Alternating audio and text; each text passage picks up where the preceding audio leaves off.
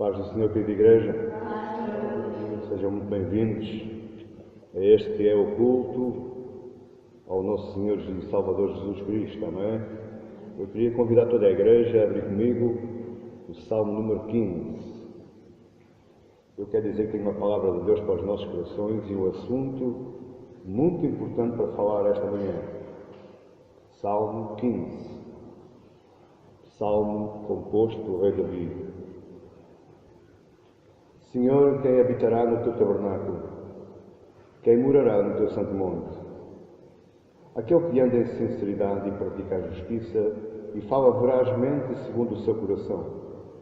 Aquele que não difama com a sua língua, nem faz ao seu próximo, nem aceita nenhuma afronta contra o seu próximo. Aquele cujos olhos é o réprobo, aquele a cujos olhos do réprobo é desprezado, mas honra os que temem ao Senhor. Aquele que mesmo que jure com dano seu não muda. Aquele que não empresta o seu dinheiro com usura, nem recebe peitas contra o inocente. Quem faz isto nunca será abalado. Santo Pai, graças a Tu esta manhã, Senhor, em união de Espírito com este povo, está pronto, Senhor, a ouvir a Tua palavra. E por isso, Senhor, prepara as nossas almas, prepara os nossos corações, leva cativos os nossos pensamentos.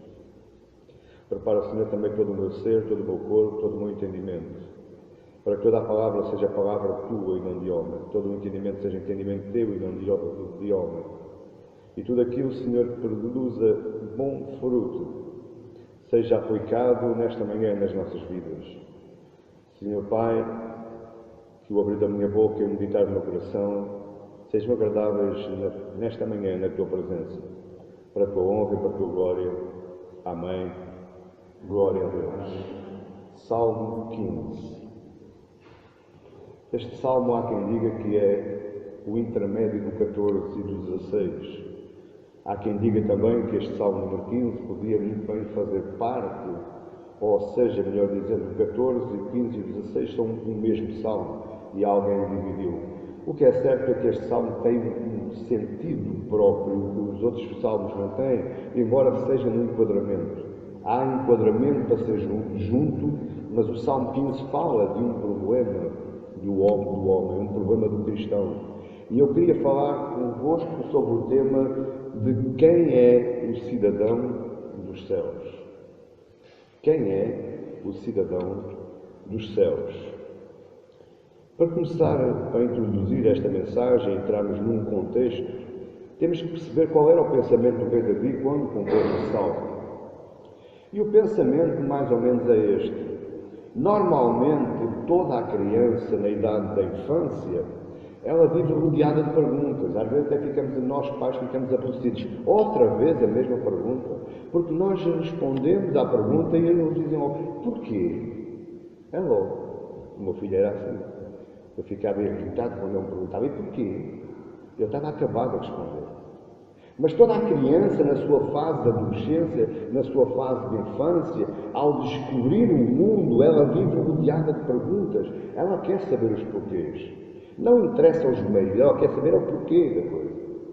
Mas quando já na fase adulta, nós aprendemos que o mais importante para a resposta é a pergunta certa. Se nós queremos uma resposta certa, nós temos que fazer a pergunta correta. Porque a pergunta errada, ela sempre vai trazer uma resposta errada. Você está-me a compreender? Sempre. Portanto, se você quer uma resposta certa, você vai ter que fazer uma pergunta certa, uma pergunta correta, uma pergunta com nexo. E a resposta certa vem sempre acompanhada da pergunta certa. Você está a entender até aqui? O Salmo 15, ele é a resposta certa e fundamental para o mundo, não só para o mundo cristão, mas também para o mundo, para as pessoas que lá estão fora. O Salmo 15 é uma resposta para as nossas vidas. Quantos de nós aqui já perguntamos, Deus, será que eu sou salvo? Deus, será que eu estou no caminho certo? Será que eu estou a fazer a coisa correta?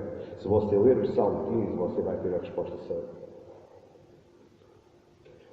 Na tradição hebraica, nós não conseguimos analisar ao ler o Salmo em que situação é que ele foi composto. Mas na tradição hebraica, nos livros rabínicos, eles dão-nos uma suposição que este salmo foi composto por Davi por ocasião do retorno da Arca da Aliança a Jerusalém. Você sabe que a Arca da Aliança esteve afastada de Jerusalém anos, dezenas de anos. Saúl abandonou o concerto, Saúl abandonou o pacto, a arca perdeu-se, foi roubada pelos filisteus, aquela história toda que nós conhecemos. E quando o rei Davi foi coroado rei de Judá, a primeira coisa que ele fez foi reunir o seu exército e perguntar: onde é que está a arca da aliança do meu Deus? Eu não começo a fazer nada enquanto eu não souber do paradeiro da arca. E quando ele soube que a arca estava lá num pasto, lá no meio do mato, lá numa terra longínqua, ele reúne todo o seu exército, ele reúne a sua comitiva sacerdotal e ele vai buscar a arca para Jerusalém. Depois acontece alguns episódios que não interessam para aqui, mas diz a tradição hebraica que quando Davi entra em Jerusalém com a arca, ele compõe este salmo. E este salmo foi composto com uma oração matinal. Todas as manhãs ele cantava este salmo. E a grande pergunta de Davi qual é? Quem é a pessoa salva? Nós devemos ter alguns cuidados a ter na leitura deste salmo. Primeiro, a proposta de Davi para este salmo e para nós hoje, que nós estamos a ouvir hoje, você que está lá em casa, a paz do Senhor, meu querido, a proposta de Davi não é uma prescrição ou uma fórmula para se alcançar a salvação. Ou seja, eu vou fazer isto tudo para ser salvo. Não. Este salmo é a descrição de como é o homem que é salvo. Eu vou dizer novamente. Este salmo não dá a receita. Este salmo diz: aquele que faz isto é salvo. É a descrição. É totalmente ao contrário. Este salmo é o salmo cristão, pois ele mostra os frutos de quem é verdadeiramente cristão. E se nós olharmos, eu estive a estudar este salmo, vezes em conta, eu ia salmo vezes em conta. Aliás, se Deus permitir, possivelmente eu irei trazer o Salmo 16 para mais logo. Se Deus assim o permitir, se não permitir, haverá outra mensagem, mas está no meu coração trazer o Salmo 16. E se nós olharmos para este salmo, nós vemos quantas contradições existem dentro das próprias igrejas. Porque muita gente anuncia aos quatro ventos no mundo: eu sou salvo, eu sou de Cristo, mas faz totalmente tudo ao contrário. É santo aqui dentro, mas lá fora, meu Deus, misericórdia. E se nós vemos as palavras de Malaquias no seu capítulo 3, a partir do verso 17 até ao 18, ele diz assim: e eles serão meus, diz o Senhor dos Exércitos, naquele dia serão para mim joias, poupá-lo-ei como ao homem poupa a seu filho e o serve. E então voltareis e vereis a diferença entre o justo e o ímpio, entre o que serve a Deus e o que não serve a Deus. Então, se você quer saber se você é salvo, estude o salmo 1. Veja quais são os frutos que você está produzindo na sua vida.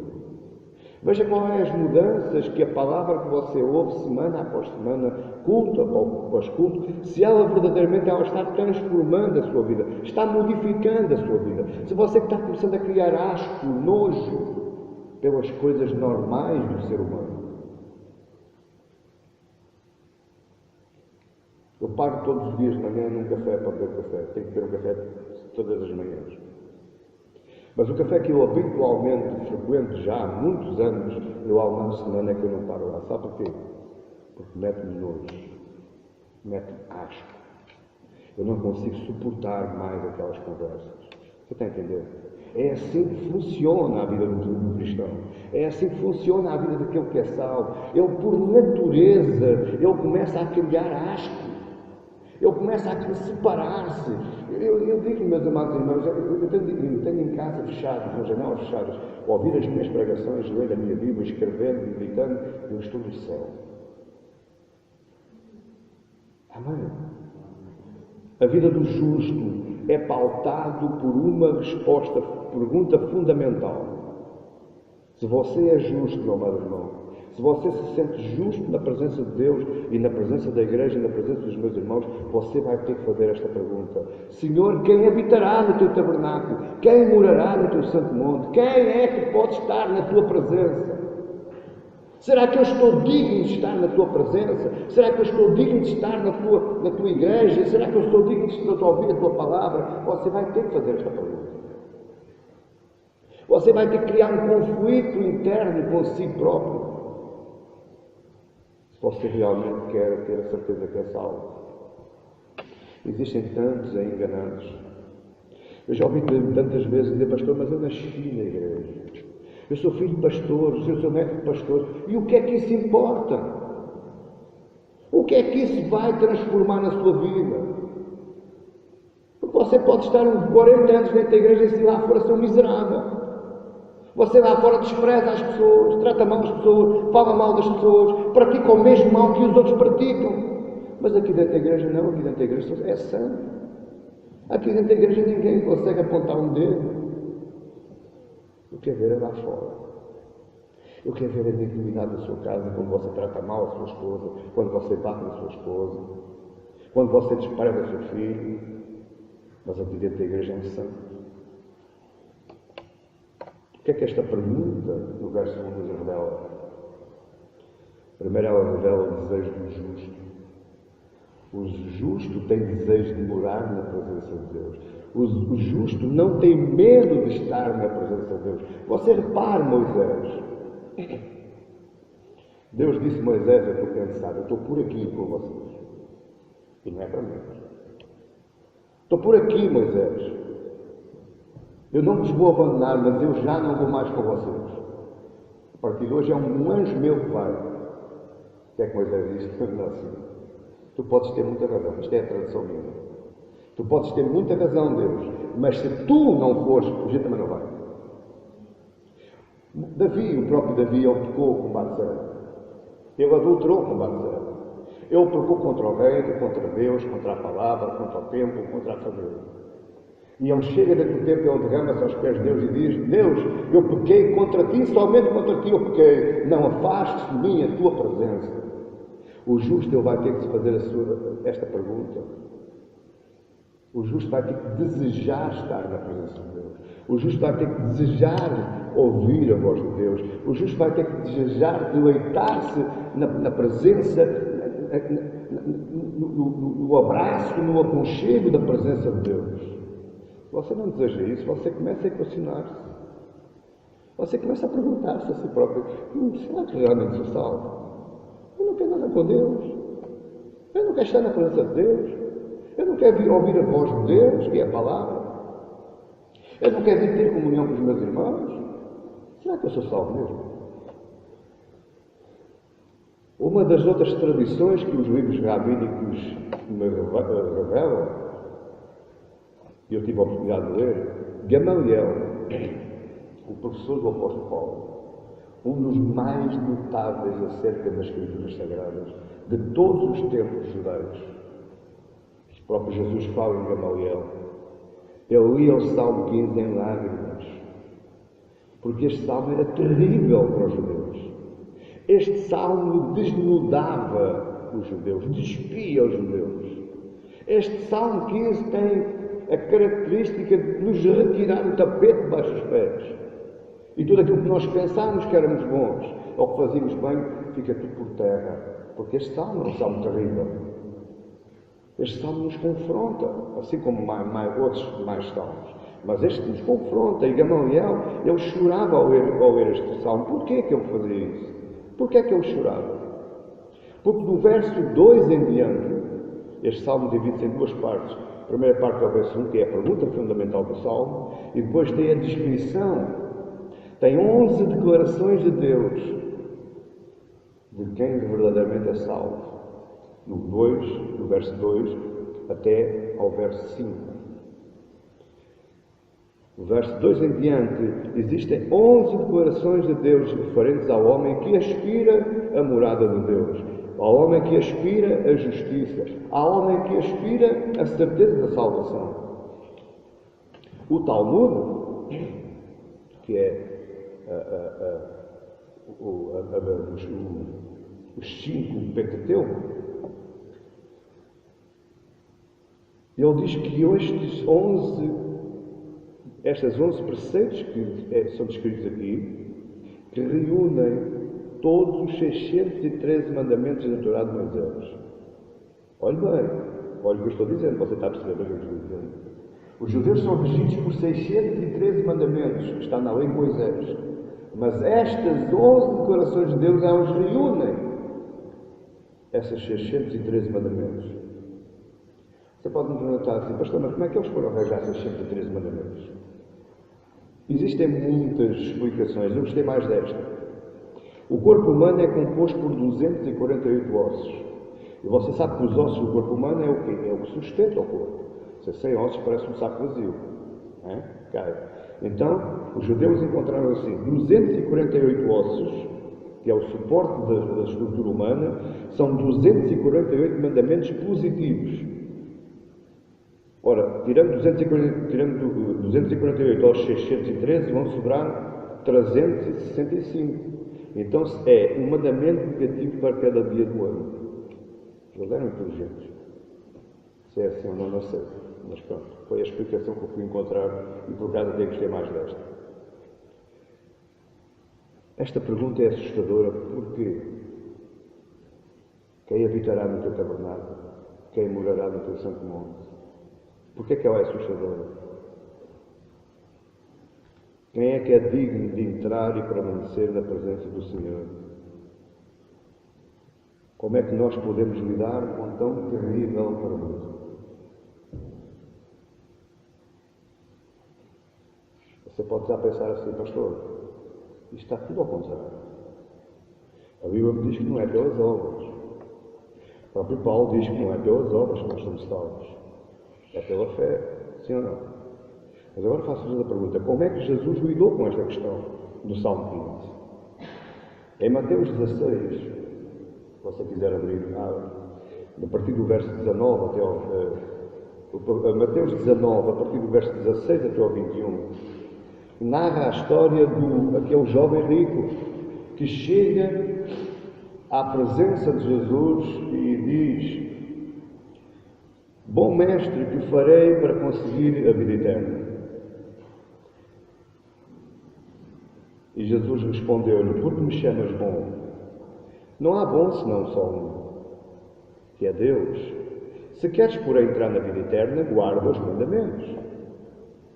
E aqui começa o conflito. Olhe para mim, o que é que você perceba? Porque o Salmo 15 está um pouco acima do entendimento humano. Se você não tem a mente de Deus, você não vai perceber o Salmo 15. Jesus diz: se queres entrar na vida eterna, guarda os mandamentos. No verso 18 disse-lhe ele: quais mandamentos? E Jesus diz: não matarás, não cometerás adultério, não furtarás, não dirás falsos testemunhos, honra teu pai e tua mãe e amarás o teu próximo como a ti mesmo. Olha para mim. Que mandamentos é que Jesus ordenou que o jovem cumprisse? Você está a estudar connosco os 10 mandamentos, sim ou não? Temos os 4 primeiros mandamentos que têm a ver com a minha ligação com Deus, mandamentos verticais. E depois existem 6 mandamentos que têm a ver com o meu relacionamento com o próximo, mandamentos horizontais. Jesus mandou aquele jovem guardar os mandamentos horizontais e não os verticais. O Salmo 15 fala de mandamentos horizontais e não verticais. Disse-lhe o jovem, no verso 20: tudo isso eu tenho guardado desde a minha infância, desde a minha mocidade, que me falta ainda. Disse-lhe Jesus: se queres ser perfeito, vai, vende tudo o que tens e dá aos pobres, e terás um tesouro no céu. Vem, segue.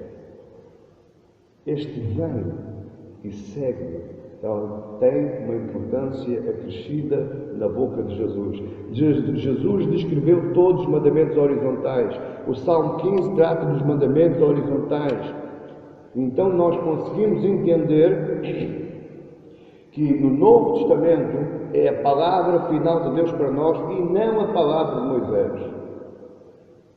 Se você quer ser salvo, você vai ter que guardar os mandamentos horizontais. Não é só amar a Deus, não é só honrar a Deus, não é só não fazer estátuas e adorar outros deuses, não é só guardar o sábado ou o Shabat. Você precisa de guardar os mandamentos horizontais, porque o próprio Jesus diz: amarás o teu Deus sobre todas as coisas e amarás o teu próximo. Se houver um outro mandamento nisto, está tudo incluído. Não basta você vir só à igreja. Não basta você só assistir ao culto. Não basta você ser um irmão assíduo. Isso é o que fazem também os hipócritas. Os fariseus faziam isso. Você vai ter que guardar os mandamentos horizontais. Você vai ter que ter relacionamento com o seu próximo. Você vai ter que aprender a amar, a respeitar e a honrar. Se você não quer cair no poço da hipocrisia. O que Cristo nos quer dizer, aqui em Mateus 16,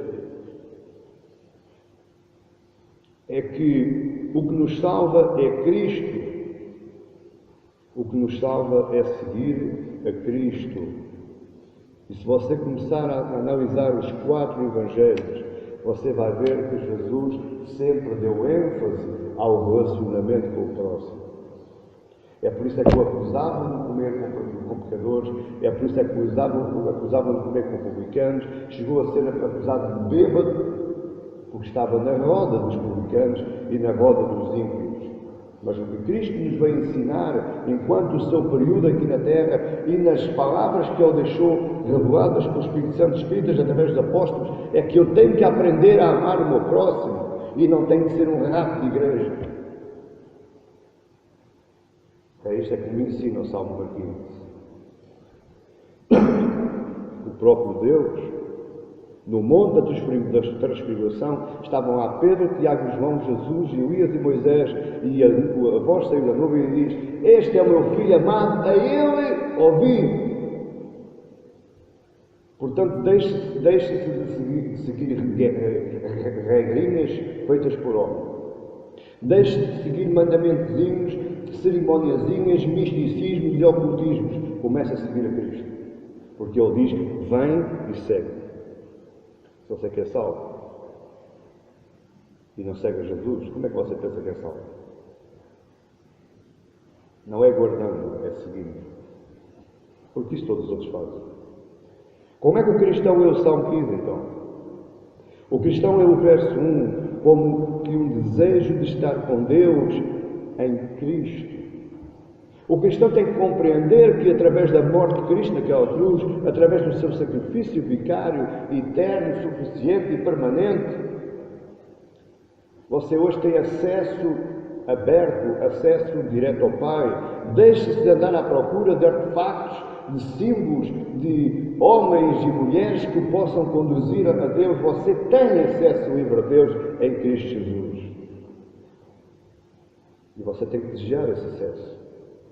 No Salmo 16,5 diz assim: o Senhor é a porção da minha herança e o meu cálice, tu sustentas a minha sorte. É o Senhor, é Cristo. O verso 1 do Salmo 15 não é uma condição, mas sim um desejo. Eu tenho que desejar estar na presença de Cristo.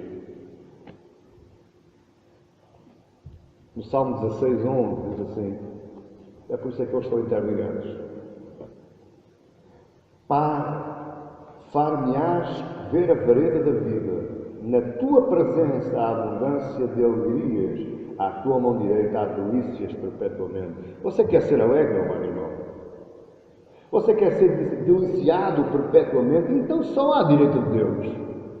Só pousando na mão de Deus. Como pode você querer ser alegre e ter uma vida próspera, embora esteja caminhando no vale da sombra da morte, que é este mundo cruel e hostil, miserável? Como é que você quer ser alegre se você não se junta, não tem desejo de estar na presença de Deus?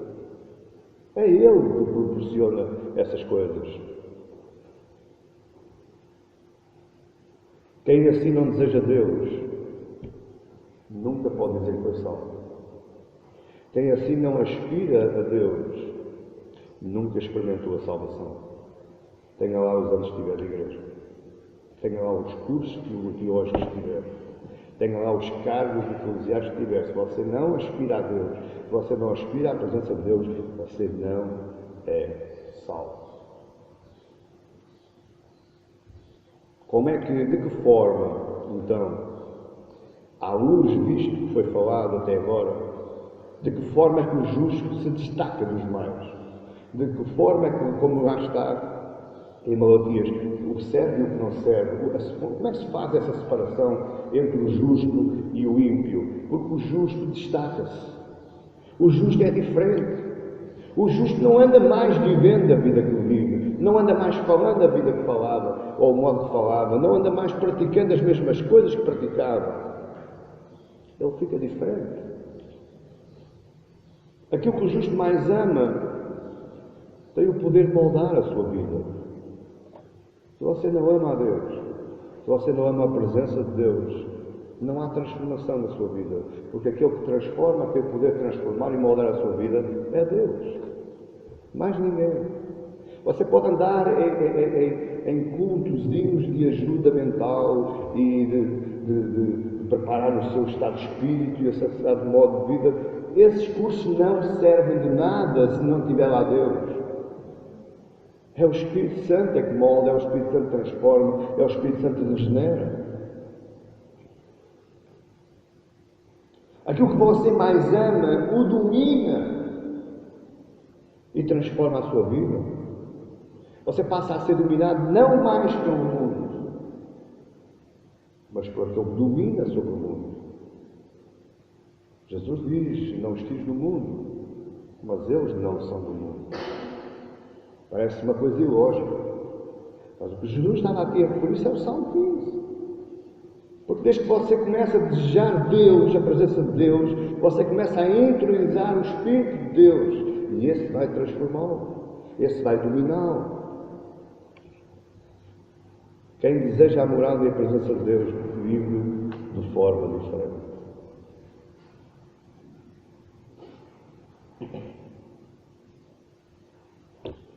A partir do verso 2, nós temos 11 declarações de Deus, 11 características de Deus. Mas mais uma vez eu digo, essas 11 características não são as coisas que fazemos para podermos ser salvos. Não. Não, pastor, não. Estas 11 características, 11 declarações de Deus, são as coisas que pelo Espírito produzimos como fruto da nossa salvação. Se você é justo, se você é salvo, você começa a viver assim. Automaticamente. Sem esforço, sem campanhas, sem subidas aos montes de madrugada, sem descidas às árvores, sem nada disso. Porque é um fruto que é produzido pelo Espírito, é natural. Tudo o que aqui está descrito nestas 11 declarações, ele é a respeito do justo e tem a ver com o seu relacionamento com o seu próximo. Por que é que Jesus falou aquela parábola do bom samaritano? Será que Jesus apeteceu contar aquela parábola? Vou-lhes já dizer, nem os fariseus entenderam, nem o povo que estava ao lado dele entendeu, nem os discípulos entenderam. Mas o que Jesus estava falando com aquela parábola do bom samaritano é que o sacerdote que estava dentro da igreja passou ao lado, o levita que louvava a Deus passou ao lado, mas o samaritano que era desprezado, ele conseguiu desmontar-se a sua montada e amar o seu próximo cuidando dele. Portanto, nos versos 2 a 5, tem a ver com o que eu faço em relação ao meu próximo.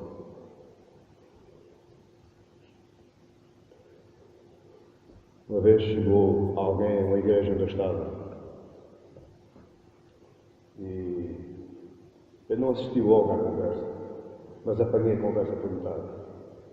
E acho que chegou alguém que disse que tinha fome. Estava há alguns dias sem comer. E por incrível que pareça, quando se me chegasse alguém, mas isso é natural das pessoas. Não é preciso ser religioso, não é preciso ser salvo para fazer isso. Se me chegasse alguém ao pé de mim, olha, eu tenho fome, o que é que eu ia fazer? Comprar uma formação, comprar um pão. Acho que é uma coisa natural. Mas aquele pastor disse, eu estou falando com o meu amigo, a gente vai orar por si. Orar por si? O homem tem fome. Ele não precisa de oração para nada. Ele quer a barriga cheia. É exatamente como aquele sacerdote que passa ao lado, aquele levita que passa ao lado. O que nós precisamos é mostrar frutos de compaixão com o nosso próximo, frutos de amor com o nosso próximo. Por isso, o que é que nós estamos aqui fazendo? Ou será que nós pertencemos também à raça de hipócritas que eram aqueles fariseus? Você está a entender isto? O curioso, se você ler o Salmo 15 todo,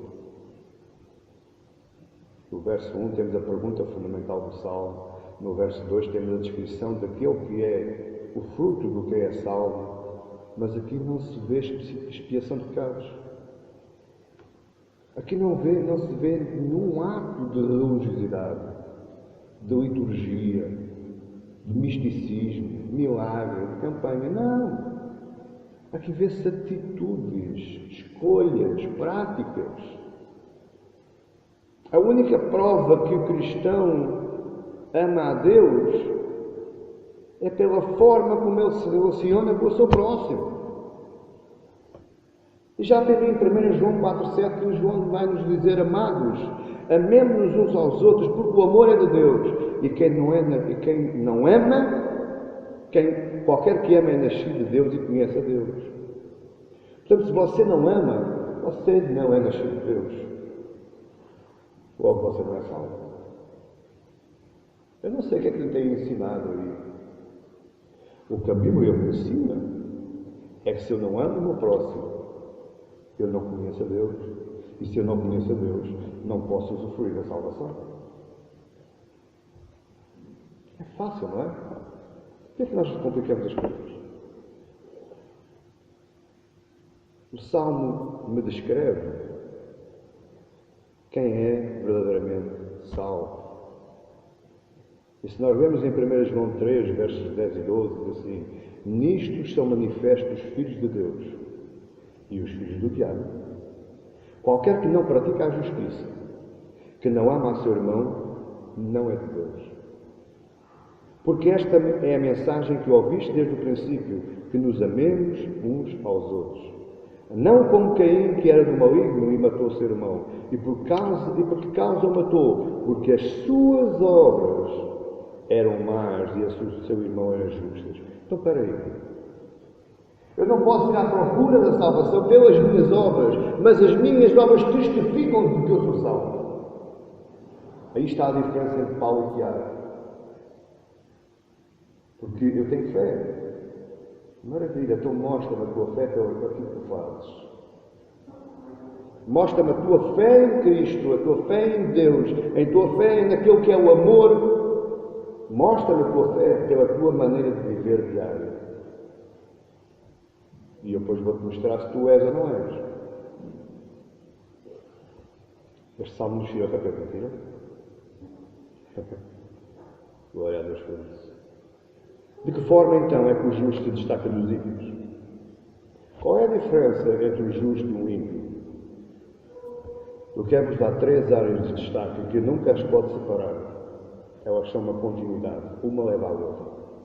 Em primeiro lugar, é pelo seu caráter é que você vai mostrar aos outros se você é justo ou se você é ímpio. E nos versos 2 ao 5, eu convidava para você ler comigo. Diz assim, aquele que anda em sinceridade é caráter. Aquele que pratica a justiça é caráter. Aquele que fala verazmente segundo o seu coração é caráter. Aquele que não difama com a sua língua é caráter. Aquele que não faz mal ao seu próximo é caráter. Aquele que não aceita nenhuma afronta contra o seu próximo é caráter. Aquele cujos olhos o réprobo é desprezado, mas honra os que temem ao Senhor. Aquele que mesmo que lhe jure com dano seu não muda, isso é caráter. Aquele que não empresta o seu dinheiro com usura, nem recebe peitas contra o inocente. Então estamos a falar de caráter. Existe uma grande diferença entre característica humana e caráter. Porque o caráter pode ser mudado, a característica humana não. Então, a primeira característica, a primeira área de destaque em que eu vivo uma vida cristã no poder do Espírito é pelo caráter. A segunda é pela conduta. Mediante o meu caráter, eu tenho uma conduta, eu tenho um modo de vida. Está a entender? Não se pode mudar a conduta se não se mudar o caráter. Então temos outra vez os versos 12, 2 ao 5. Isto é uma conduta, não falas, não há necessidade de praticar justiça, não emprestes com usura. Então isto é uma conduta de vida, é um modo de estar na vida. Mas esta conduta só pode ser tomada através de transformação do meu caráter. Se você me conhecesse com 20 anos, você dizia assim, que ele nunca vai ser pastor na vida dele. Nem eu próprio pensava isso. Porque eu era realmente rebelde. O meu caráter era assim. Quem me fizer paga. Não é troco para casa. Se tu me fizeste, vai ter que pagar. E outras coisas mais que não interessam. Mas o que é que Deus transformou em mim? Primeiro, o meu caráter. Foi através da mudança do meu caráter que começou a aparecer uma outra conduta diferente daquela que eu tinha antes. Porque a conduta é sempre sinónimo de caráter. Você não pode mudar. E você não queira mudar a conduta de alguém. Não podes fazer isto, não é Deus. Homem, cala-se. Ora Deus para essa pessoa. Porque não se pode mudar a conduta de ninguém sem primeiro mudar o caráter. Você está a entender? Eu não posso transformar um alcoólatra se eu primeiro não me tratar a alma. A alma tem que ser tratada primeiro. Então, o caráter da pessoa, porque é que ele tomou este tipo de conduta?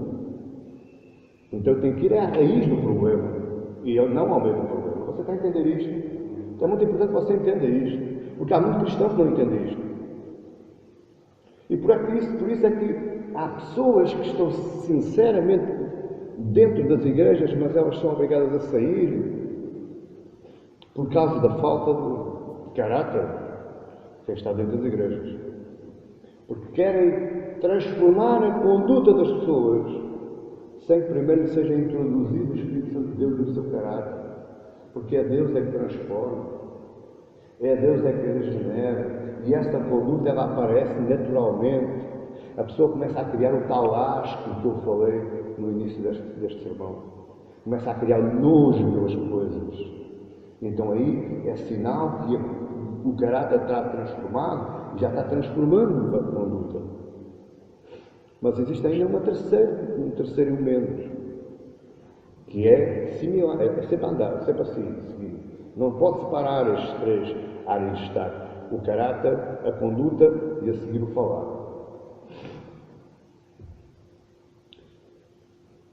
No verso 2b, a segunda parte do verso 2, veja aí. E fala verazmente segundo o seu coração. E verso 3. E aquele que não difama com a sua língua não faz mal ao seu próximo, nem aceita nenhuma afronta com o seu próximo. Então, ao ser transformado o meu caráter, eu tenho uma conduta em conformidade com o meu caráter. E se eu tiver uma conduta em conformidade com o meu caráter, a minha boca já não vai mais falar como fala ao mundo, mas a minha boca vai falar a palavra de bênção. É a minha boca que vai testemunhar a transformação do meu caráter. E agora eu pergunto uma coisa. Será que sou só eu que vejo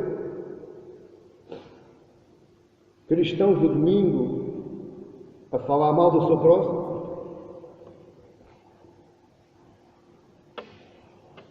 E quando eu digo falar, não é só com a língua. Os dedos no teclado do computador também falam muito. Sou só eu que vejo? Será que é só os meus olhos? Então você acha que essas pessoas são bons caráteres? Não, essas pessoas são maus caráteres. E sendo maus caráteres, não tendo o caráter de Deus, trabalhado pelo Espírito Santo de Deus, não é salvo.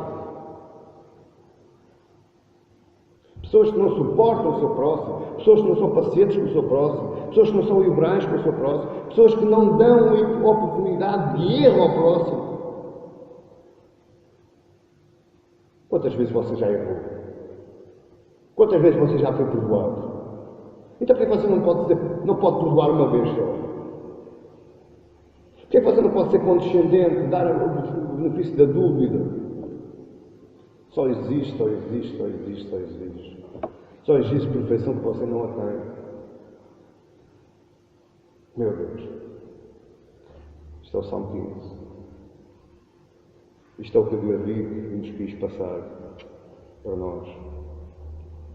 A pergunta original, ou melhor dizendo, na pergunta original do verso 1, ela vai reforçar o destino do justo.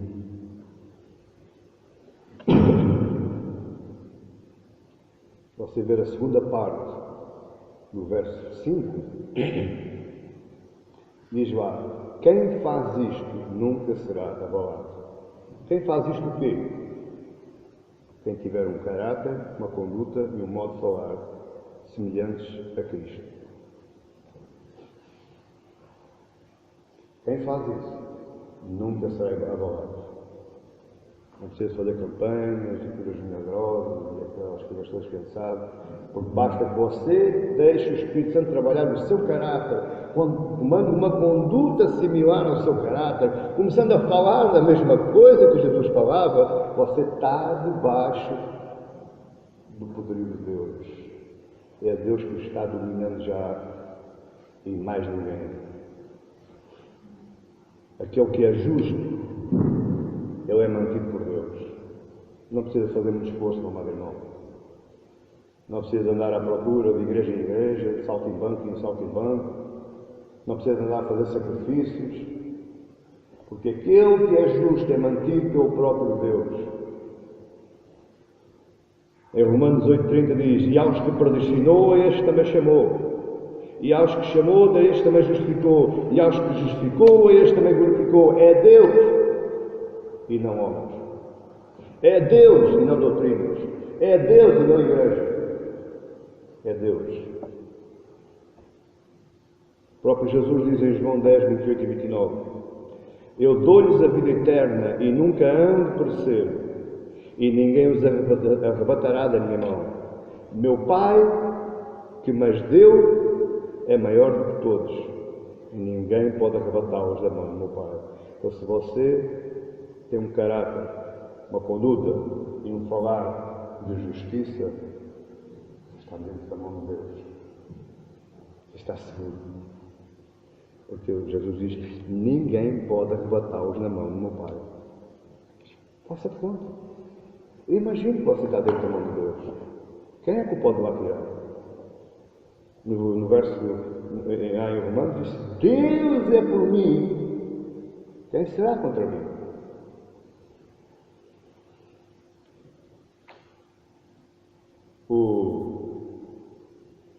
O maior desejo do cristão tem que ser a presença do Senhor.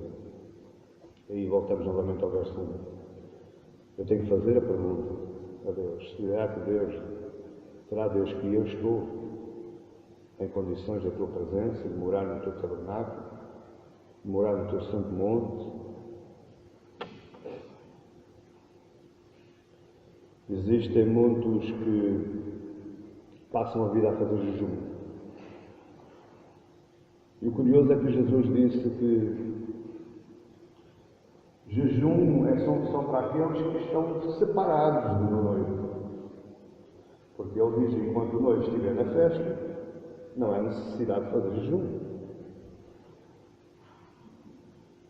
Eu pergunto: você está na festa do noivo? Você está na presença do noivo? Você está junto ao noivo? Você está tendo comunhão com o noivo? Então deixa o jejum de parte. Porque enquanto eu estiver na presença do noivo e o noivo estiver na minha presença, eu não preciso fazer jejum. O maior jejum que eu devo fazer é quando eu trago à minha consciência que eu pequei. O maior jejum que eu devo fazer é quando eu me prostro, chorando e rogando e clamando e dizendo: Deus, perdoa-me, porque eu sou miserável. Mas eu quero estar na tua presença.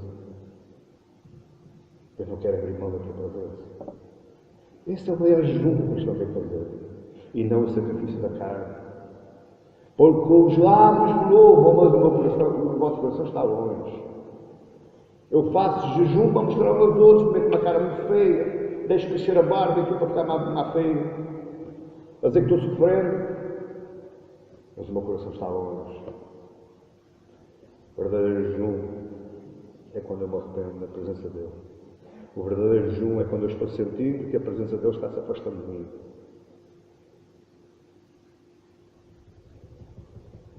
Que mundo é este em que o cristão não se consegue destacar dos demais?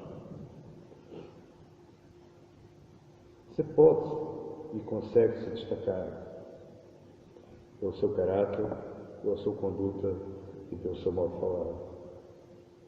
Você vai ser perseguido, você vai ser maltratado, você vai ser gozado, vão falar mal de si, mas nada mais importa isso.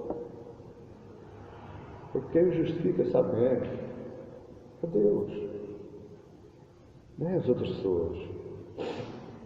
Se você pergunta o que deve fazer para ser salvo, eu estou terminando para o final. Se você está perguntando então aí na sua mente, o que é que eu posso fazer para ser salvo? Com certeza que o Salmo 15 não é a resposta para si. Porque a resposta para o que eu posso fazer para ser salvo é segue. Jesus disse ao jovem rico: vende tudo, dá aos pobres, vem, segue. Essa é a resposta. Se você quer fazer alguma coisa para ser salvo, então siga a Cristo. Busque a presença de Cristo. Busque o seu lugar à direita de Cristo. E você vai ter a certeza que é salvo. Mas se a pergunta é de que modo é que o cristão deve viver, então nós temos que ler o Salmo 15. Porque vai nos descrever de que modo é que eu vou viver. Esta aí é a receita. E se você começa a fazer uma análise interna e começa a haver aqui alguma discrepância na sua vida em relação ao Salmo 15, das duas uma, ou você continua vivendo da mesma forma, ou você se arrepende. E deixa que o Espírito trabalhe no seu caráter, para que você tome uma conduta digna e comece a falar justamente. Você percebeu o que eu disse? Eu quero terminar com algo que um dos grandes homens da Igreja primitiva, ele falou, Tomás de Aquino. E ele diz que existem 3 coisas necessárias à salvação. Melhor dizendo, ninguém pode ser salvo se não fizer estas 3 coisas. Em primeiro lugar, eu tenho de saber em quem eu devo crer. Em segundo lugar, eu tenho de saber o que é que eu devo desejar. Em terceiro lugar, eu tenho de saber como eu devo viver. A resposta a estas 3 características é saber em quem eu devo crer. Eu tenho que crer em Cristo, porque só Ele me conduz à salvação. É mais nenhum outro nome à condução à salvação. Saber o que é que eu devo desejar Deus, a sua presença, habitar na sua presença, habitar no seu tabernáculo. Em terceiro lugar, saber como eu devo viver. E eu tenho que viver em retidão e em justiça.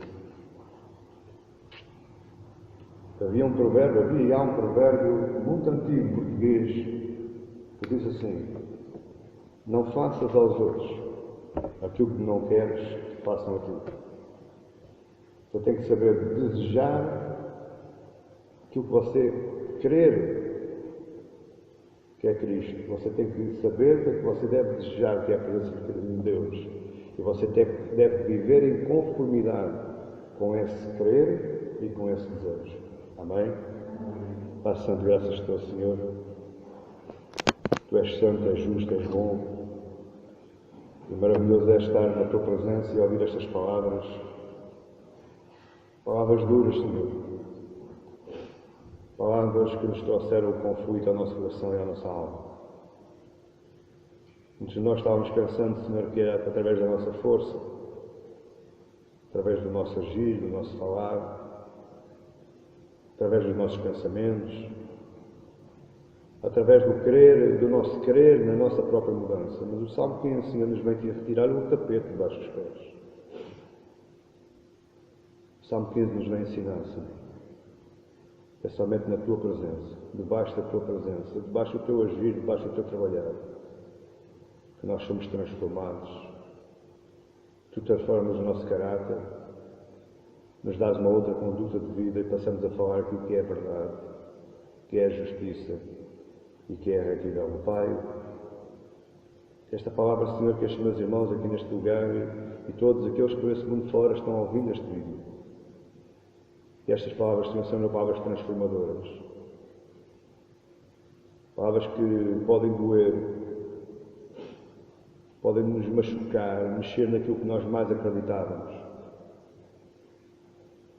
Mas essas palavras, Senhor, nos vão transformar. E vão servir, Senhor, para que nós sejamos transformados em forma de espelho, onde se refletirá a Tua glória. A Tua glória de santidade, de justiça e de majestade. Te agradeço, Pai, para a Tua honra e para a Tua glória, em nome do Teu Filho amado Jesus. Amém. Glória a Deus.